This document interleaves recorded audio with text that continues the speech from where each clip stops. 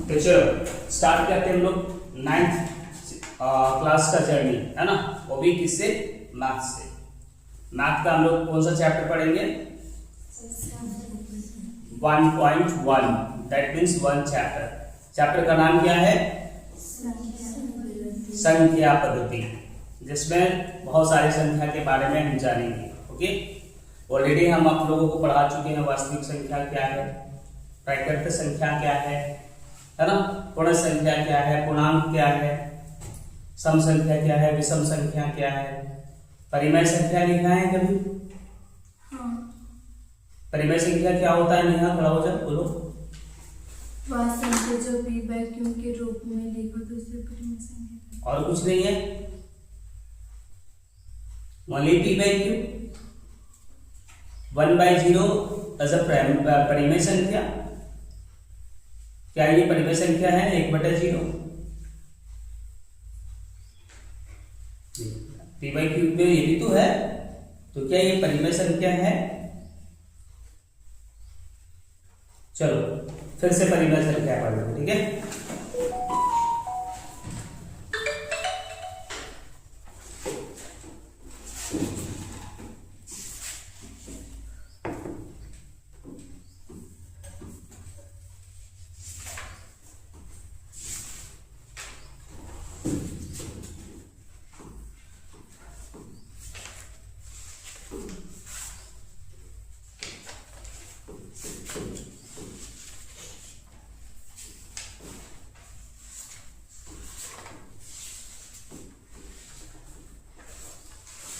ठीक है, चैप्टर 1.1।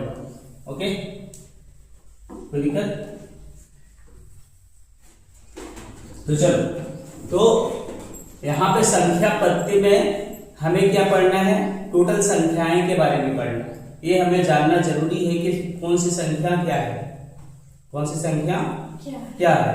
अगर वास्तविक संख्याएं के बारे में बात करें तो क्या होता है वास्तविक संख्याएं, तो वह संख्या जो ब्रह्मांड में जितनी भी सारी संख्याएं हैं, है ना, ब्रह्मांड में जितनी भी सारी संख्याएं वो सारी क्या है, वास्तविक संख्या है ना, चाहे वो माइनस में हो चाहे वो प्लस में हो, कोई दिक्कत नहीं ना। जैसे भाई हम लोग अगर वास्तविक संख्या की बात करें तो सबसे पहले हम लोग लिखेंगे वास्तविक संख्या, क्या लिखेंगे,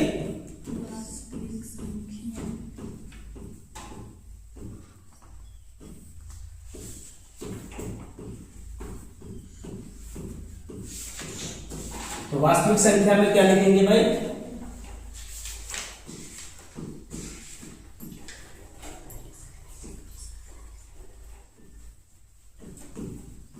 ब्रह्मांड में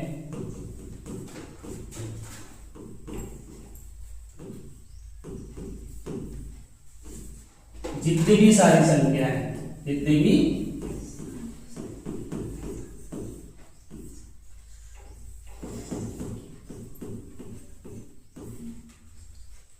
संख्या है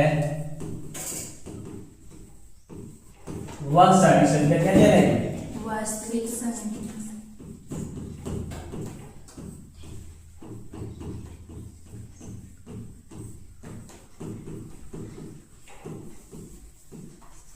वास्तविक संख्या कहलाती है ना।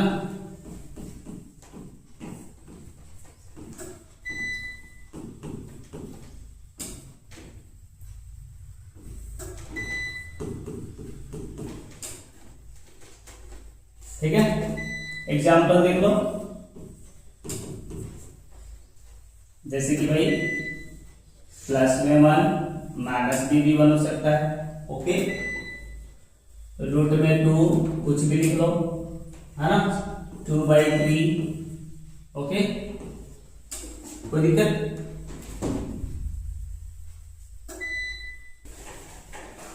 चलो, है ना, तो क्या होगा 1 - 1 √2 2/3 कुछ भी कह लो, ठीक है, वो सारे क्या है 0.5 या कुछ भी कर लो, है ना, तो ये सारे क्या है वास्तविक संख्या है। ठीक है, चलो नंबर 2 चलते हैं हम लोग, पूर्णांक।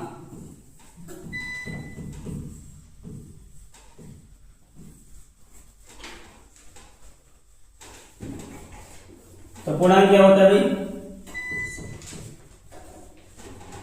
लाइट चली गई क्या?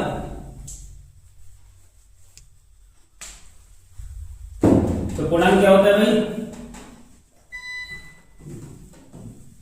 वह संख्या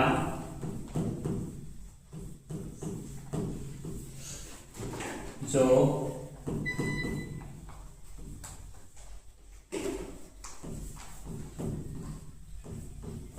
संख्या रेखा पर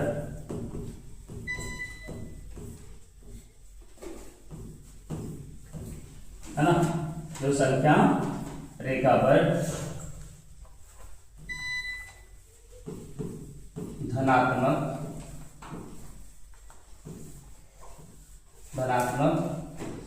धनात्मक मतलब प्लस तथा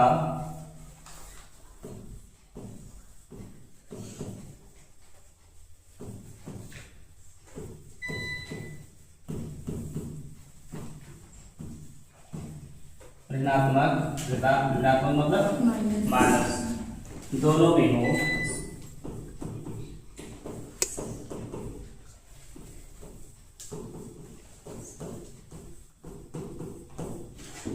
क्या कहलाएगा? पूर्णांक कहलाएगा।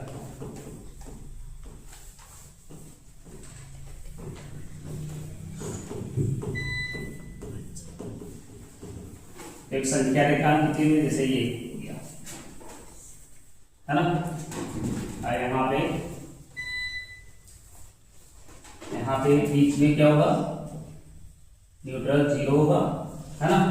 इधर आगे बढ़ेगा 1 2 3 4 5 6 7 8 9 और इसी तरह कहाँ तक जाएगा? इन्फिनाइट तक, मतलब अनंत तक। कहाँ तक? इसको अनंत बोलते हैं। क्या बोलते हैं? अनंत। ठीक है।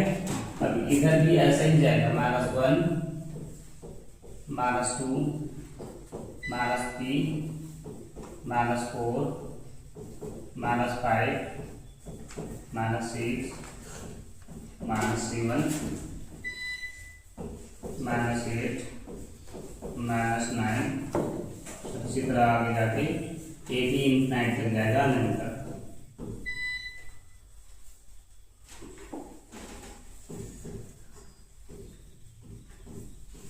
ठीक है, कोई दिक्कत नहीं। अनंत तक मतलब मानस कभी भी संख्या का अनंत होता नहीं है। अंत होता है कभी संख्या को, तो इसलिए अनंत लिखा जाता है।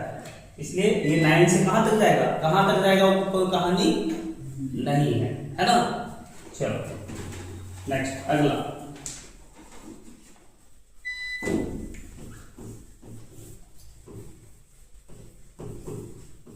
पूर्ण संख्या।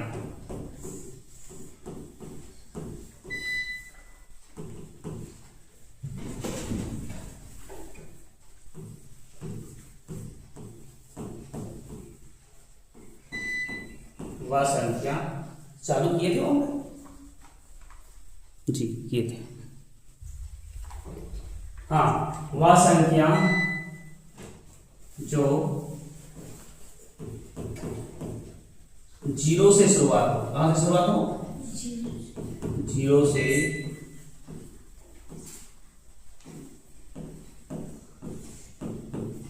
शुरुआत हो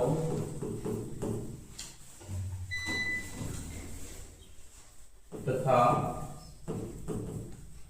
सिर्फ धनात्मक क्या हो?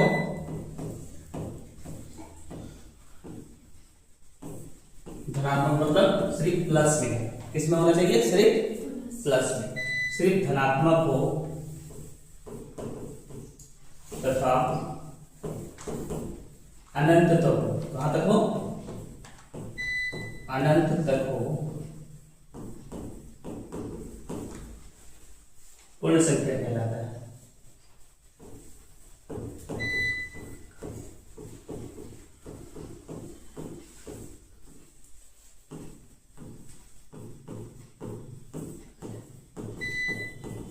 ठीक है, तो हम क्या बोल रहे हैं? 0 से शुरुआत होना चाहिए और सिर्फ क्या होना चाहिए? धनात्मक, मतलब अगर यहाँ पे पूर्ण संख्या पूर्णांक की बात करें तो 0 से शुरुआत होगा तो इधर जाएगा, इधर नहीं जाएगा, है ना, कोई दिक्कत नहीं। तो हम लोग एक नंबर लाइन खींचेंगे, ठीक है।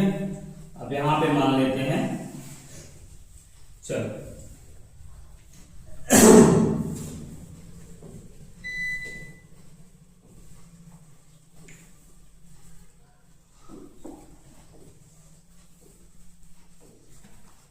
ये 0 स्टार्ट होगा, ये 1 2 3 4 5 6 7 8 9, उसके बाद कहाँ पे जाएगा, अनंत तक,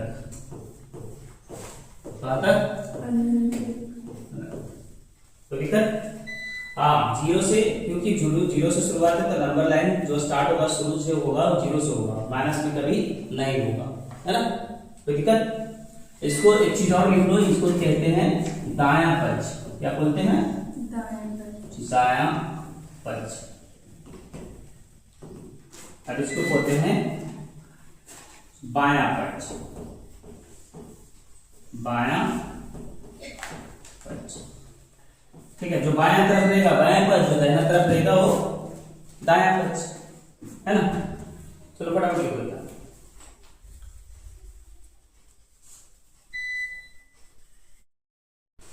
चलो 3 हो गया। चौथा नंबर,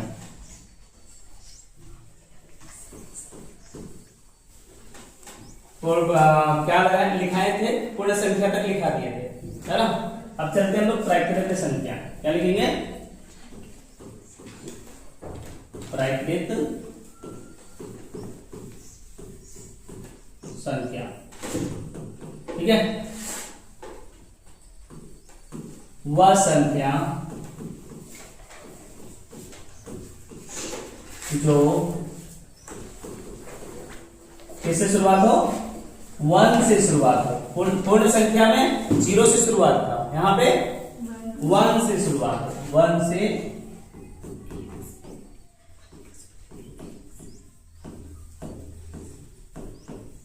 शुरुआत हो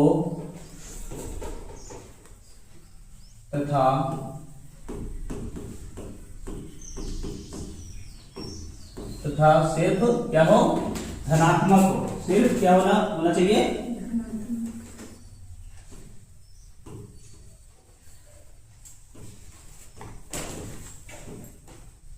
धनात्मक, मतलब प्लस में हो, है ना,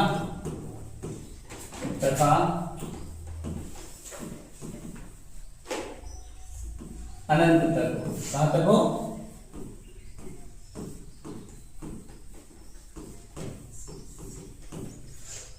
ठीक है। तो क्या कहलाएगा, प्राकृत संख्या। एग्जाम्पल देखो, जैसे कि नंबर लाइन मैंने लिया, ठीक है, यहां पे 1 से स्टार्ट होगा, कहां से स्टार्ट होगा, 1 से, 0 से स्टार्ट कभी नहीं होगा। 1 2 3 4 5 6 7 8 9 तक हम लोग जाते हैं। एक्चुअल में संख्याएं कितनी होती है, टोटल 0 से 9 तक ही होती है ना, और उससे सारी संख्याएं बनती है ना।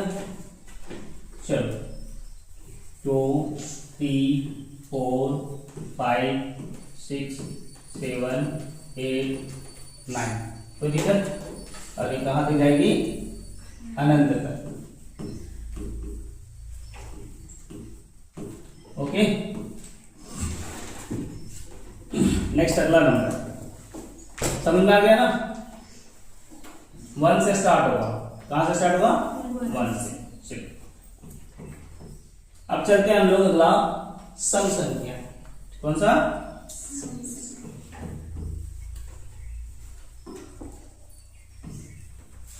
सम संख्या।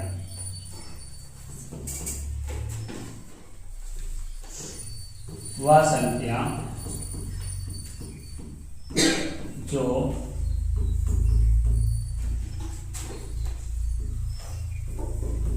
दो से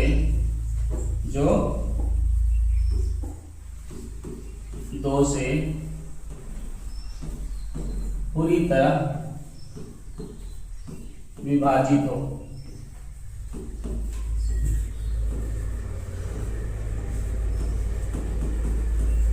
है ना। वह संख्या जो 2 से पूरी तरह विभाजित हो वह सम संख्या कहलाती है।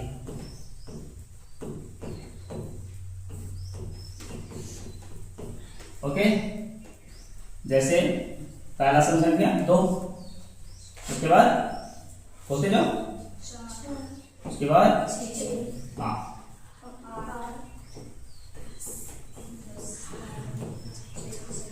मतलब जो 2 से भाग लगे, सिंपल सी बात है, वही सम संख्या है ना। और ये कहां तक जाएगा? अनंत तक जाएगा। कहां तक जाएगा? अनंत तक।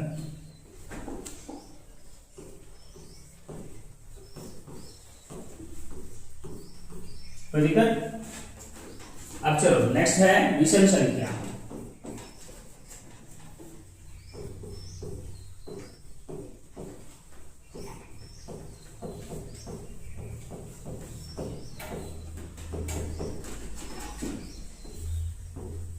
वह संख्या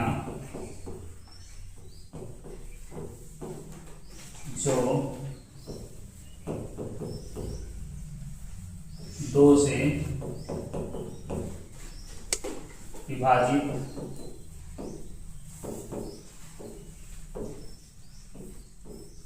ना हो,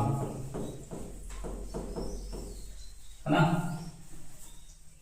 वह विषम संख्या कहलाती है। क्या कहलाती है? विषम संख्या।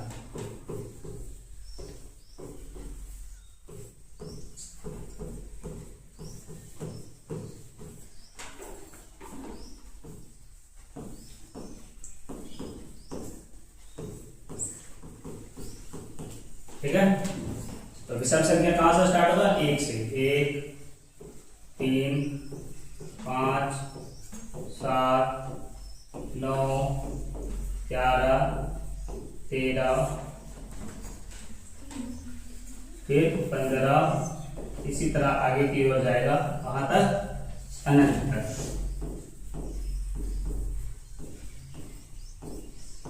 ठीक है, जल्दी जल्दी उतारो कॉपी में।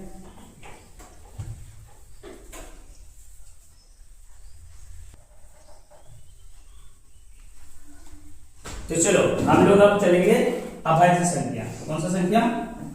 अभाज्य संख्या।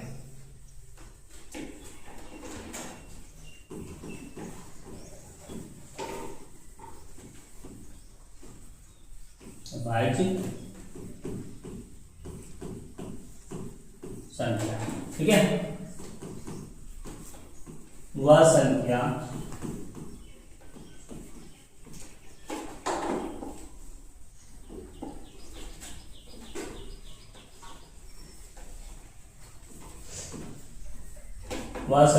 जो सिर्फ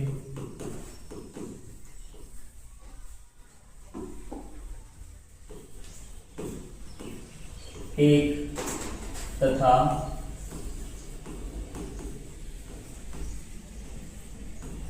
खुद से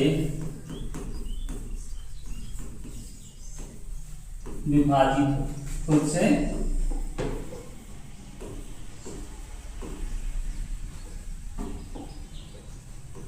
विभाजित हो तथा इसके अलावा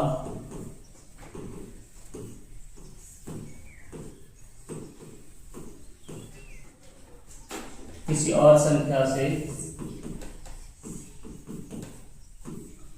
किसी और संख्या से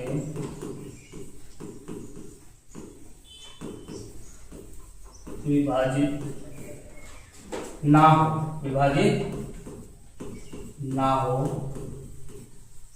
वह संख्या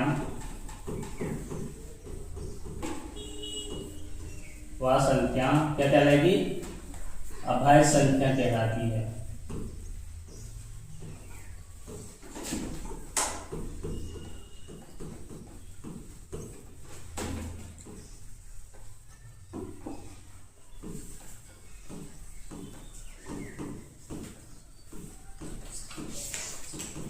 ठीक है, जैसे तो इसके दो भी, अब इसमें नोट में क्या रहेगा भाई, इसमें दो फैक्टर होना चाहिए, है ना? क्या लिखेंगे?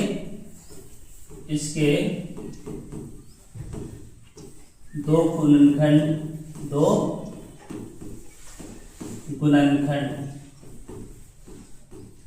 होना चाहिए। क्या चाहिए?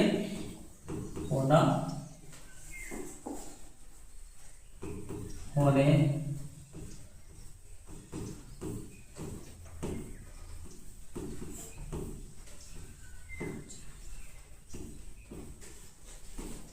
ठीक है। तो भाई मान लो कि हम लोग बोलेंगे एक क्या अभाज्य संख्या है? नहीं है। क्यों? क्योंकि इसके दो गुणनखंड नहीं निकल सकते हैं, सिर्फ वो अपने आप से कटता है। पहले समझ लो, उसके बाद उतारना। ठीक है, एक क्या अभाज्य संख्या है? नहीं है। इसके दो गुणनखंड नहीं निकलेंगे। कितने गुणनखंड निकलेंगे? मात्र एक से ही कटेगा, और किसी से कटेगा क्या? नहीं कटेगा। इसलिए एक कोई अभाज्य संख्या नहीं है। अभाज्य संख्या कौन है? 2 से स्टार्ट होगा। तो पहला 2, तो 2 का कौन कौन सा गुणनखंड होगा? एक होगा, एक वो खुद से होगा। एक से भी कटेगा, 2 से, और किसी से कटता है क्या? नहीं। 2 के बाद 3 होगा। 3 किससे कटेगा? 1 से और 3 से कटेगा ना। और किसी से 3 कटेगा क्या? नहीं। अगर मान लेते 4 ले लेते हैं, तो 4 किससे कटेगा? 1 से, 4 से, और किसी से कटेगा? 2 से। तो क्या ये अभाज्य संख्या है? हाँ, ये अभाज्य संख्या है क्या? मुंह से जोर से बोलो। नहीं है ना। तो ये 4 अभाज्य संख्या नहीं है। क्यों? क्योंकि यहाँ पे बोला गया है कि सिर्फ एक और खुद से विभाजित होना चाहिए, उसके अलावा किसी और से नहीं होना चाहिए। तो यहाँ पे किसी और कौन बन गया? 2, इसलिए ये क्या है? गलत है। तो ये क्या है? क्या होगा भाई? ये भाज्य संख्या है, ये भाज्य संख्या नहीं है ना। तो 3 के बाद कौन सी संख्या होगी? 5 होगी। बहुत बढ़िया। 5 के बाद 7। अब 7 के बाद हमें पायल बताएगी। 7 के बाद कौन सी संख्या होगी पायल? जल्दी बताओ। 7 के बाद कौन सी संख्या होगी? जोर से बोलो। 9। 9 1 से कटता है, 9 से कटता है, 3 से नहीं कटता है क्या? तो 9 कैसे होगा फिर? 11 होगा। 11 का 1 से और 11 से, फिर 13 1 से, फिर 13 से, फिर 17 1 से और 17 से, और इसी तरह आगे की ओर बढ़ता जाएगा। कहां तक? अनंत तक। कोई दिक्कत नहीं ना? दिक्कत है तो बोलो। कोई नहीं? समझ में आ गया? पायल समझ में आया? न झूठ बोल रही है? हाँ, आना चाहिए। तो कैसे आया पता होना चाहिए आप लोगों को। नेक्स्ट है भाज्य संख्या। कौन सा संख्या? भाज्य संख्या। ठीक है, वह संख्या जो एक तथा खुद के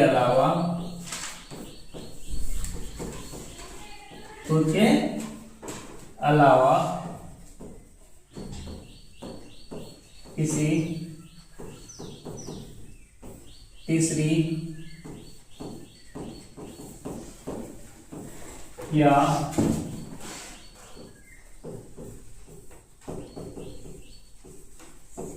चौथी संख्या से विभाजित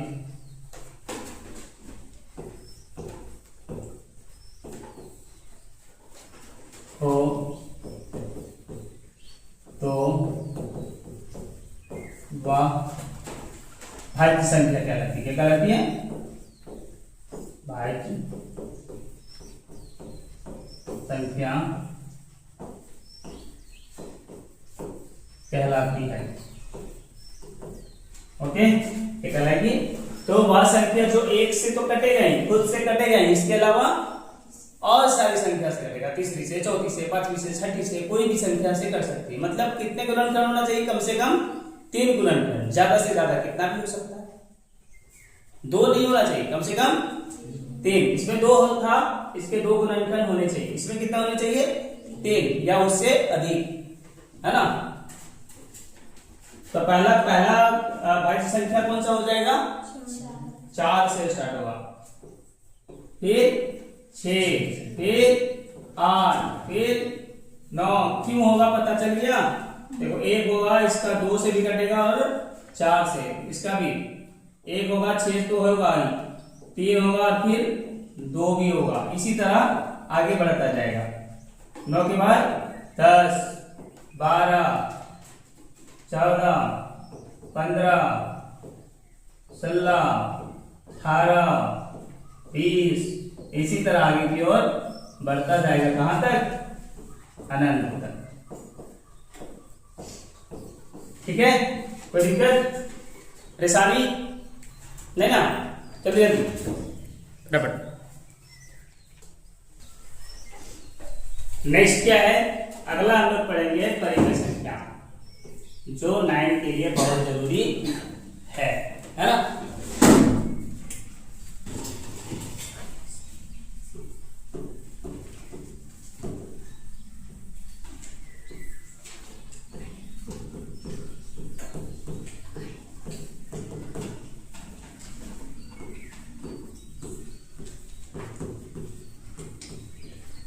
वह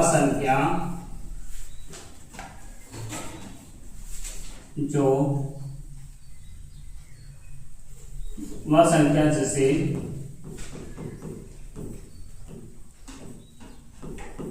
P/Q के रूप में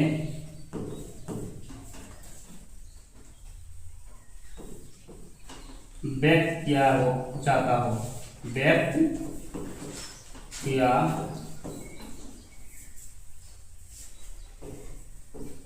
जाता हो,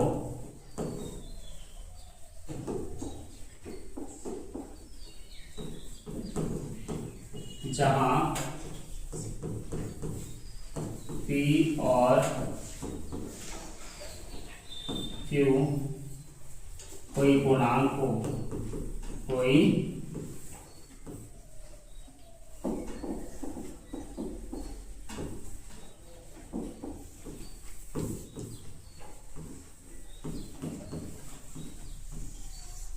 गुणांक हो तथा Q नॉट इक्वल टू 0, है ना। जिसे P/Q के रूप में लिखा जाता हो, Q नॉट इक्वल टू 0 मतलब नीचे 0 नहीं होना चाहिए, ऊपर 0 हो सकता है ना। एग्जाम्पल देख लो, 0/1 हो सकता है। अगर हम 1/0 लिखेंगे तो क्या वो ये हो सकता है? नहीं हो सकता है ना। तो ये गलत है, ठीक है, ये बिल्कुल गलत है।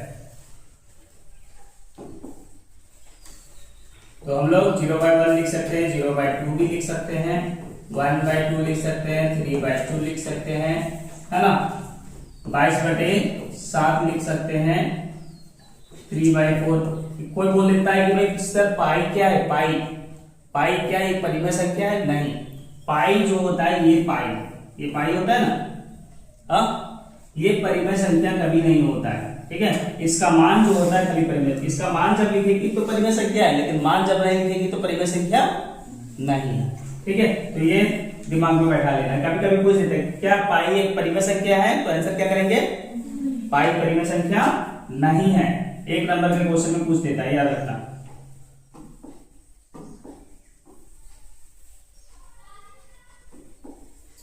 समझ में आ रहा है कि नहीं? और इसी तरह कहीं भी कुछ भी हो सकता है, इसको अनंत तक नहीं लिखा जा सकता है, क्योंकि भाई कुछ भी संख्या हो सकती है, लगातार संख्या तो नहीं हो सकती है ना। समझ में आ गया परिवार संख्या? चलो उतारिए सब।